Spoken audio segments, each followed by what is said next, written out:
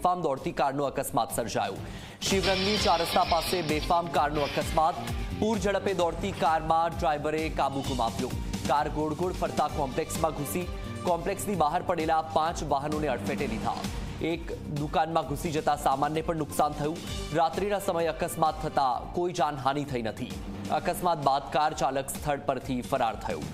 તો આ દ્રશ્ય તમે તમારી ટીવી સ્ક્રીન પર જોઈ રહ્યા છો અમદાવાદના છે શિવરંગની વિસ્તારના, કે જ્યાં શિવરંગની 4 રસ્તા પાસે અકસ્માતની ઘટના બની। મોડી રાત્રે અકસ્માત સર્જાયો હતો।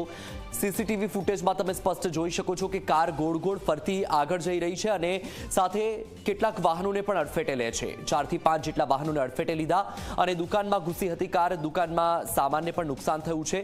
સદનસીબે મોડી રાત હોવાથી કોઈ જાનહાનિ થઈ નથી। વધુ માહિતી મેળવીએ સંવાદદાતા ઉદય પાસેથી। ઉદય, શિવરંગની 4 રસ્તા પાસે મોડી રાત્રે અકસ્માતની ઘટના બની છે। સીસીટીવી ફૂટેજ પણ સામે આવ્યા છે। શું મામલો અને શું કાર્યવાહી?